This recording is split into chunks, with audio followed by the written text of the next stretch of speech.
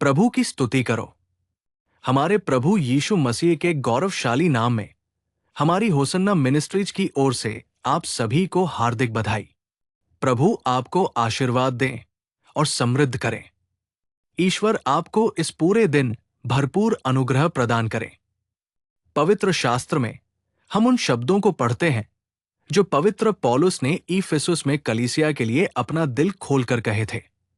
विशेष रूप से इफिसियों को लिखे इस पत्र में हम देखते हैं कि उसने इफिसुस में विश्वासियों को आध्यात्मिक गहराई के साथ कई गहन बातें बताईं, जबकि पौलुस द्वारा लिखे गए सभी पत्र एक ही श्रेणी के हैं। इफिसियों को लिखा गया ये पत्र एक अलग दृष्टिकोण और एक नई शैली प्रस्तुत करता है, क्योंकि चाहे इसमें इस्तेमाल की गई भाषा हो या इसमें लिखी गई सामग्री, हम देख सकते हैं कि इस पत्र में कुछ हद तक गहन आध्यात्मिक बातें हैं। इफिसुस में विश्वासियों को आध्यात्मिक रूप से भी मजबूती मिली, क्योंकि ये एक व्यापारिक राजधानी शहर था। इफिसुस में विभिन्न क्षेत्रों से आए और बस गए लोग रहते थे, और इसलिए जो लोग आध्यात्मिक रूप से इतने गहरे थे, उनके लिए उन्होंने उच्च आध्यात्मिक भाषा और अभिव्यक्तियों का उपयोग करते हुए लिखा, जिसे वे समझ सकते थे। अगर हम आज इस पत्र के अध्याय 5 पद 10 में से एक विशेष शब्द पर ध्यान दें, प्रभु को क्या भाता है, इसका प्रमाण देते हुए ज्योति की संतान के समान चलो। ये एक ऐसा पद है जिसे हम कई बार पढ़ते हैं। मैं इससे आपके साथ जो साझा करना चाहता हूं वो ये है कि हालांकि पवित्र पौलुस ने कलीसिया को बहुत सी बातें सिखाई, हालांकि उसने कई रहस्यों की घोषणा की, हालांकि परमेश्वर ने उसे स्वर्ग से संबंधित कई शानदार बातें बताई, और हालांकि वो परमेश्वर और कलीसिया के बीच मध्यस्थ के रूप में खड़ा हुआ और दृढ़ता से कई बातें सिखाई, चेतावनी दी और सलाह दी, इस पद में अगर हम ध्यान से देखें तो वो कहता है, तुम सिद्ध करो और पता लगाओ। परमेश्वर को क्या भाता है, ये कहने के बजाय वो यहां हम पर एक नई जिम्मेदारी डाल रहा है। वो ये है, मैं ये नहीं कहता कि ये वही है जो परमेश्वर को भाता है, या ये कि मैं ये घोषित करता हूं कि उसे क्या पसंद है, बल्कि ये कि तुम सिद्ध करो और पता लगाओ। अब मैं एक सवाल पूछना चाहता हूं, हमें कैसे साबित करना चाहिए और पता लगाना चाहिए? वो हमारे सामने शारीरिक रूप से मौजूद नहीं है कि हम उससे सीधे पूछ सकें। अपने घरों में अगर हम जानना चाहते हैं कि हमारे प्रियजनों को क्या पसंद है, तो हम अपना मुंह खोलकर उनसे पूछ सकते हैं। अन्यथा उन्हें लगातार देखकर हम समझ सकते हैं कि उन्हें क्या पसंद है या क्या नापसंद है। लेकिन आज परमेश्वर हमारे बीच शारीरिक रूप से मौजूद नहीं है, हालांकि वो हमारे बीच आत्मा के रूप में है। चूंकि हम उसे शारीरिक रूप से नहीं देख सकते, तो हम कैसे जान सकते हैं कि उसे क्या पसंद है? ये केवल वचन के माध्यम से ही संभव है। कई स्थितियों में हम दूसरों की बातों पर अधिक ध्यान केंद्रित करते हैं, लेकिन हम अक्सर भूल जाते हैं या अनदेखा कर देते हैं कि सत्य का वचन क्या कहता है और जीवित वचन हमें हमारे चलने में कैसे निर्देश देता है।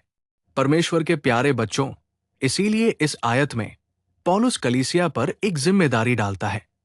अगर तुम गौर करो तो वो कहता है, प्रमाणित करो कि प्रभु को क्या स्वीकार्य है और ज्योति के बच्चों की तरह चलो। परमेश्वर के प्यारे बच्चों, आज हम कलीसियाओं के भीतर कई लोगों में जिम्मेदारी नहीं देखते हैं। कुछ ईश्वरीय सेवक वचन का प्रचार करते हैं, वे सुनते हैं, अधिक से अधिक नोट करते हैं, और फिर वे पादरी को अपनी याचिकाएं बताते हैं और चले जाते हैं। यदि वांछित परिणाम नहीं होता है तो वे पादरी से ऊब जाते हैं, चर्च के प्रति निराश महसूस करते हैं और धीरे धीरे ईश्वर से दूर हो जाते हैं। लेकिन वे ये नहीं पूछते, इस मामले में मेरा कर्तव्य क्या है, मेरी जिम्मेदारी क्या है, मुझे कैसे प्रार्थना करनी चाहिए, मुझे वचन को कैसे अपनाना चाहिए, मैं वचन के माध्यम से ईश्वर का उत्तर कैसे जान सकता हूं। आज इस तरह की सोच बहुतों में गायब हो रही है। यहां तक कि जो लोग आत्मा के अनुसार चलना शुरू कर चुके हैं, उनमें से भी बहुत से लोग अब उस कर्तव्य और जिम्मेदारी की उपेक्षा कर रहे हैं और उसे भूल रहे हैं। इसलिए हालांकि इफिसुस के विश्वासी आध्यात्मिक रूप से मजबूत और शक्तिशाली थे, पौलुस ने उन्हें वह जिम्मेदारी दी साबित करने और जानने की। अगर हम आज इस आयत को अपने जीवन में लागू करते हैं तो हमारे सामने सवाल यह है, हम किस हद तक जांच, परीक्षण और समझ रहे हैं कि ईश्वर को क्या पसंद है? हम ईश्वर के विचारों को जानने के लिए कितना पूछ रहे हैं? हम कितनी दूर तक प्रार्थना और जानने की कोशिश कर रहे हैं?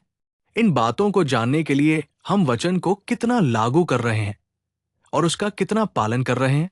देखिए, पवित्र शास्त्र में जब हम नीति वचन अध्याय 16 श्लोक 7 पढ़ते हैं तो ये कहता है, जब मनुष्य के चाल चलन यहोवा को भाते हैं। प्रियजनों, यहां देखिए, जब हम पूछते हैं कि हम उसे क्या दे सकते हैं तो इसका मतलब बड़ी बड़ी बातें बोलना या बड़े बड़े दावे करना या वाचाएं बांधना नहीं है। शास्त्र कहता है कि जो उसे भाता है वो है एक सुखद अनुभव, आचरण, व्यवहार। जब आपका आचरण उसे भाता है तो आपके शत्रु भी आपसे शांति से रह सकते हैं। परमेश्वर के पवित्र नाम की जय हो। प्रिय भाइयों, सुनो, हमें उसके सामने जो दिखाना चाहिए, जो उसे भाता है, वो है हमारा आचरण। हम बहुत सी बातें बहुत अच्छी तरह से बोल सकते हैं। हम सभी से एक पत्ता ज्यादा बोल सकते हैं, लेकिन क्या हम उतना ही व्यवहार कर रहे हैं जितना हम बोलते हैं? आज किसी और को हमारी आलोचना करने की जरूरत नहीं है। हम खुद की आलोचना कर सकते हैं, क्योंकि बोलना, संदेश देना, उपदेश देना, घोषणा करना, ये सब आसान रास्ते हैं, लेकिन उस पर अमल करना, उस दिशा में कदम उठाना, ये मुश्किल है। वो कठिन आचरण ही उसे प्रसन्न करता है। यही सत्य है जो ये श्लोक कह रहा है। हम पवित्र शास्त्र में दाऊद के बारे में पढ़ते हैं। उसने बुद्धिमानी से व्यवहार किया और शाऊल ने दाऊद को देखकर उससे डर गया। आप इन शब्दों पर आश्चर्य कर सकते हैं। शाऊल एक राजा था और दाऊद एक साधारण चरवाहा था। शाऊल को दाऊद से क्यों डरना चाहिए? वचन स्पष्ट रूप से कहता है, दाऊद ने बुद्धिमानी से व्यवहार किया। शाऊल अच्छा बोलता है। जब मुसीबत आती है तो वो कहता है, हे दाऊद, क्या ये तुम्हारी आवाज है? तुम मुझसे ज्यादा धर्मी हो। शब्द तो ठीक थे, लेकिन कामों के बारे में क्या? तुम मुझसे ज्यादा धर्मी हो। जिस समय तुम मुझे नुकसान पहुंचा सकते थे, तुमने मेरा भला किया। ऐसे शब्द कहने के बाद भी क्या उसने पीछा करना छोड़ दिया? नहीं। शब्द और कर्म मेल नहीं खाते। एक बार नहीं, दो बार नहीं, कई बार शाऊल ने दाऊद को मारने की कोशिश की। उसने उसे नुकसान पहुंचाने के लिए मेहनत की। बाद में दाऊद से अच्छा पाने के बाद वो पश्चाताप करता है। वो कितनी बार पश्चाताप करता है, फिर भी वो वही गलती दोहराता रहता है, बार बार वही शब्द बोलता रहता है। ये एक नियमित जीवन बन गया। गलत काम करना, क्षमा मांगना, पश्चाताप करना और फिर से वही काम करना। हम शाऊल के जीवन में ऐसा कई बार देखते हैं। इसका मतलब है कि वो बोलता है लेकिन व्यवहार नहीं करता। दाऊद ऐसा नहीं था। एक दिन उसने कहा, मुझे प्रभु के अभिषिक्त को नहीं छूना चाहिए, मुझे ये दुष्टता नहीं करनी चाहिए। प्रियजनों, अंत तक वो उसी दिशा में चला, सहन किया, सहा और सीखा। इतना ही नहीं, कई भजनों में आप देख सकते हैं वो कहता है, यहोवा की स्तुति करो। जिसने कहा यहोवा की स्तुति करो, उसने स्तुति करना बंद नहीं किया। उसने कहा, मैंने धर्मी व्यवहार किया है, मैं धर्मी हूं, धर्मी मेरे साथी हैं। ये केवल शब्द नहीं थे, उसने इन्हें कर्मों के माध्यम से साबित किया। इसीलिए परमेश्वर ने दाऊद के बारे में कहा, वो मेरे दिल के अनुसार एक आदमी है। आज आप सोचते हैं, अगर हम ऐसे लोग बनना चाहते हैं जो उसे प्रसन्न करते हैं, तो हमें वैसा ही चलना चाहिए। वो व्यवहार उसे प्रसन्न करने वाला होना चाहिए।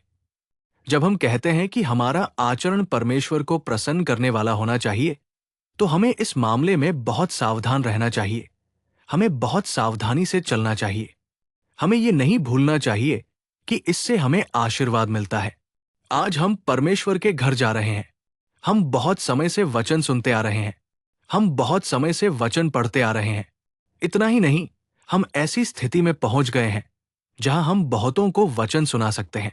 लेकिन अगर हम आचरण में चूक जाते हैं, अगर आचरण के मामले में परमेश्वर से अलग हो जाते हैं तो इससे क्या लाभ होगा?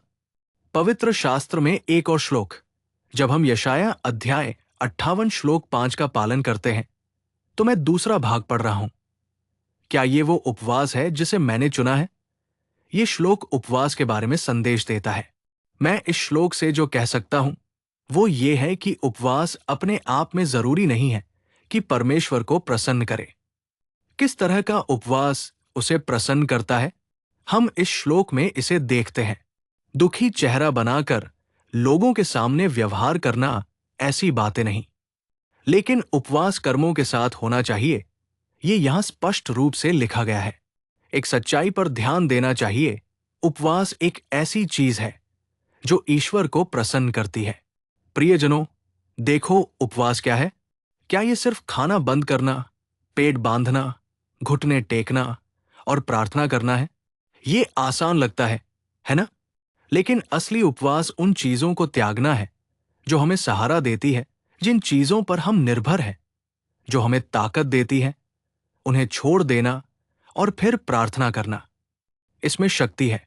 एक बार मिर्गी से पीड़ित एक व्यक्ति को प्रभु यीशु के पास लाया गया। उसके शिष्यों ने प्रार्थना की, लेकिन बीमारी ने उसे नहीं छोड़ा। तब यीशु ने उसे डांटा और वो ठीक हो गया। मिर्गी की बीमारी ने उसे छोड़ दिया। उस समय शिष्यों ने प्रभु यीशु से पूछा, प्रभु, जब हमने प्रार्थना की तो ये चमत्कार क्यों नहीं हुआ? जब उनसे पूछा गया कि आपके प्रार्थना करने पर चमत्कार क्यों हुआ, तो प्रभु ने कहा, यह प्रकार केवल प्रार्थना और उपवास से होता है। इसका मतलब है कि उपवास प्रार्थना में शक्ति है।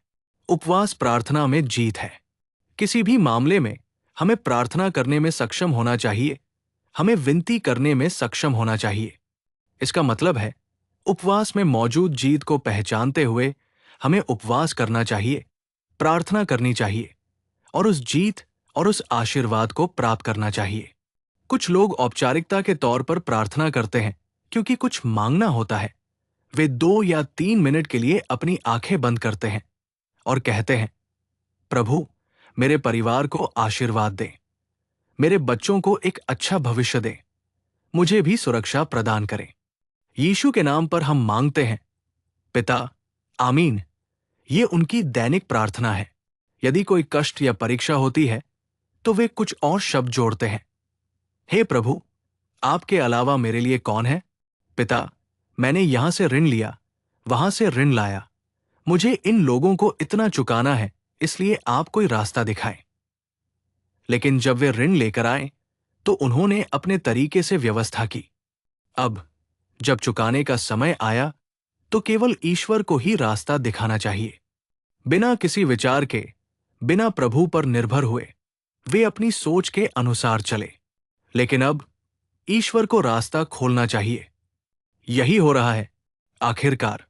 प्यारे भाइयों, जब हम मुसीबत या संकट में पड़ते हैं तब नहीं, बल्कि मुसीबत, संकट या परीक्षण में प्रवेश करने से पहले यदि हम उपवास और प्रार्थना करते हैं तो ईश्वर हमारी सभी आवश्यकताओं को पूरा करने में सक्षम है।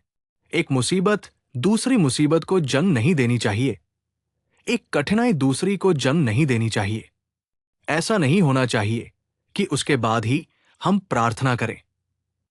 यदि हम मुसीबत आने से पहले उपवास करें और उसे खोजें, यदि हम खुद को संयमित करें और ईश्वर की उपस्थिति में दृढ़ प्रार्थना करें, प्रियजनों, उस प्रार्थना में हमारे लिए एक बड़ी जीत है। ये बात परमेश्वर को बहुत पसंद है। क्या आप जानते हैं कि रानी एस्तेर ने मोर्दकै के संदेश के बारे में क्या कहा था? उसने ये नहीं कहा, मैं सिंहासन पर बैठी हूं, मैं रानी हूं, मेरे पास अधिकार है, मैं जो भी तय करूंगी वही करूंगी। हालांकि उसके पास शक्ति थी, हालांकि उसके पास अधिकार और अवसर था, फिर भी उसने एक अनुरोध किया, सभी यहूदी उपवास करें और प्रार्थना करें। मैं और मेरी दासियां भी उपवास करेंगी और प्रार्थना करेंगी। प्रार्थना परिस्थितियों को बदल देती है। वो उपवास प्रार्थना यहूदियों के लिए एक दीवार की तरह खड़ी थी। इसने दुश्मनों पर विजय दिलाई। वो एक ऐसी व्यक्ति थी जो इतने उच्च आध्यात्मिक मूल्य को जानती थी और रखती थी। यहां तक कि रानी ने भी उपवास किया और प्रार्थना की। उन्हें अपने दुश्मनों पर शानदार जीत मिली। आज हमारे सामने जो परीक्षण, कठिनाइयां और संकट है, इन सभी का समाधान उपवास प्रार्थना है। ये परमेश्वर को बहुत पसंद है। इसलिए आइए हम उपवास करें और प्रार्थना करें। आइए हम हर समस्या के लिए प्रभु से उत्तर प्राप्त करें।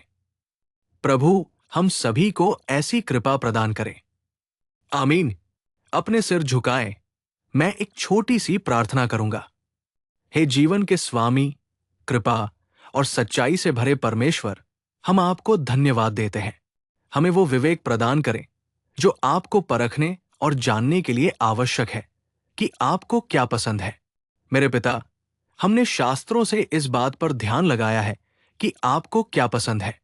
हमने इस बात पर ध्यान लगाया है कि हमारा आचरण आपको पसंद है और हमारी उपवास प्रार्थना आपको पसंद है। हमें ऐसे ही कदमों पर आगे बढ़ने में मदद करें। हमारा हाथ थामें और हमारा मार्गदर्शन करें। हम में से प्रत्येक को आपके हाथों में सौंपते हुए हम यीशु के नाम में प्रार्थना और विनती करते हैं। पिता, आमीन। आमीन। प्रभु आपको आशीर्वाद दें और समृद्ध करें। मेरा परमेश्वर आपको इस पूरे दिन भरपूर अनुग्रह, आशीर्वाद, उपस्थिति और निकटता प्रदान करे।